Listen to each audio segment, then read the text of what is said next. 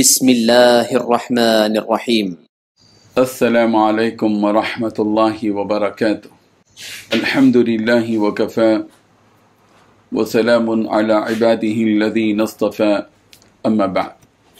حاضرین و ناظرین، یہ درس نمبر 1755 ہیں اور آج سورہ صاد کی 3 آیتوں کی تلاوت اور تشریح کی جائے گی، آیت نمبر 1 تا 3۔ چلے سب سے پہلے ہم ان 3 آیتوں کی تلاوت کرتے ہیں، لفظی ترجمے اور ترجمے کے بعد تشریح کرتے ہیں۔ اعوذ باللہ من الشیطان الرجیم، بسم اللہ الرحمن الرحیم، صاد والقرآن ذی الذکر بل الذین کفروا فی عزة وشقاق کم اہلکنا من قبلہم من قرن فنادوا ولا تحین مناص صدق اللہ العظیم۔ لفظی ترجمہ یوں ہے، صاد والقرآن ذی الذکر، صاد قسم ہے قرآن نصیحت والے کی، بل الذین بلکہ وہ لوگ جنہوں نے کفروا کفر کیا، فی عزت تکبر میں، و شقاق اور مخالفت میں ہیں، کم کتنی ہی اہلکنا ہم نے ہلاک کر دی، من قبلہم ان سے پہلے، من قرن قومیں، فنادوا تو انہوں نے پکارا، ولاتا اور نہ رہا تھا، حین وہ وقت، مناس خلاصی کا۔ ترجمہ یوں ہے، قسم ہے نصیحت بھرے قرآن کی کہ جن لوگوں نے کفر اپنا لیا ہے وہ کسی اور وجہ سے نہیں بلکہ اس لیے اپنایا ہے کہ وہ بڑائی کے گھمنڈ اور ہر درمی میں مبتلا ہیں۔ اور ان سے پہلے ہم نے کتنی قوموں کو ہلاک کیا تو انہوں نے اس وقت آوازیں دیں جب چھٹکارے کا وقت رہا ہی نہیں تھا۔ ان 3 آیتوں میں 6 باتیں بیان کی گئی ہیں۔ پہلی بات، صاد قسم ہے نصیحت بھرے قرآن کی۔ دوسری بات، جن لوگوں نے کفر اپنایا ہے وہ بس گھمنڈ اور ہر درمی میں مبتلا ہونے کی وجہ سے ہے۔ تیسری بات، ان سے پہلے ہم نے کتنی قوموں کو ہلاک کیا۔ چوتھی بات، انہوں نے اس وقت آوازیں دی جب چھٹکارے کا وقت رہا ہی نہیں تھا۔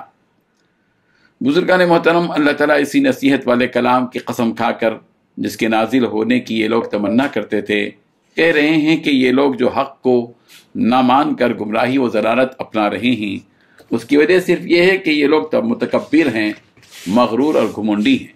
ان کا یہ خیال کہ اگر ہم اس محمد کی بات مان لیں گے تو ہم سے ہماری یہ سرداری چھن جائے گی اور ہمیں اس محمد کے تابع ہو کر زندگی گزارنی پڑے گی اور ہم کسی کے آگے جھکنے والے نہیں ہیں۔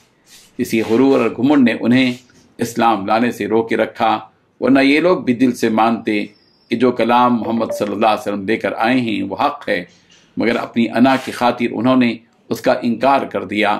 اس آیت کی شان نزول کے بارے میں حضرت ابن عباس رضی اللہ عنہما سے مروی ہے کہ ابو طالب بیمار پڑے تو قریش ان کے پاس آئے اور نبی اکرم صلی اللہ علیہ وسلم بھی آئے۔ ابو طالب کے پاس صرف ایک آدمی کے بیٹھنے کی جگہ تھی۔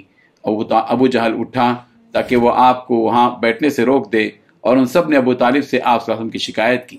ابو طالب نے آپ صلی اللہ علیہ وسلم سے کہا کہ بھتیجے، تم اپنی قوم سے کیا کہنا چاہتے ہو؟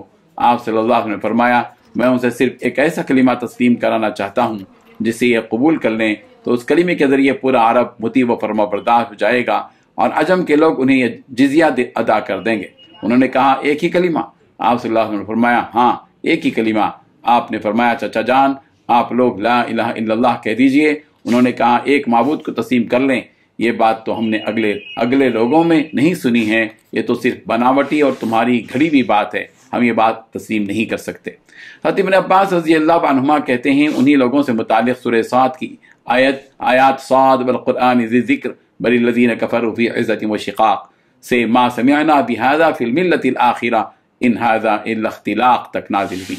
اللہ تعالیٰ فرما رہے ہیں کہ ان کے تکبر کرنے نہ کرنے سے کیا ہونے والا ہے، یہ دین تو پھیل کر ہی رہے گا اگرچہ کہ یہ لوگ اسے ناپسند کریں، اور یہ جو لوگ اسے ناپسند کر رہے ہیں ایسے بہت سے لوگ ان سے پہلے بھی گزر چکے ہیں جو متکبرانہ انداز میں اللہ کے رسولوں کو اور اس کے کلام کو جھٹلاتے تھے، جیسا کہ فرعون، قارون، حامان، قوم سمود و عاد وغیرہ، مگر کوئی اللہ کے دین کو ذرا برابر بھی نقصان نہیں پہنچا سکے۔ نقصان اگر ہوا تو انہی لوگوں کا ہوا کہ عبرتناک سزا اللہ نے انہیں دی اور انہیں ہلاک و تباہ کر دیا۔ اور جب ان لوگوں کی تباہی کا وقت ان کی آنکھوں کے سامنے نظر آنے لگا تو یہ لوگ اللہ تعالیٰ کو پکارنے لگے اور اس کے رب ہونے کا اقرار کرنے لگے، مگر افسوس کہ اس وقت ان کا یہ پکارنا کچھ کام نہیں آیا، کیونکہ جس وقت اسے پکارنا تھا اس وقت تو یہ لوگ گھمنڈ میں چور چور تھے، اب تو پکار کا بھی کوئی فائدہ نہیں۔ لہذا اب بھی تمہارے پاس وقت ہے، اگر تم اپنے رب سے معافی مانگنا چاہتے ہو تو چاہ لو، ورنہ پچھلی قوموں کی طرح تمہیں بھی ہلاک کر دیا جائے گا، اس وقت تمہارا اللہ کو پکارنا کوئی فائدہ مند نہ ہوگا۔ اللہ تعالیٰ ان آیات سے ہم سب کو سبق حاصل کرنے کی توفیق عطا فرمائے۔ آمین وآخر دعوانا ان الحمد للہ رب العالمین۔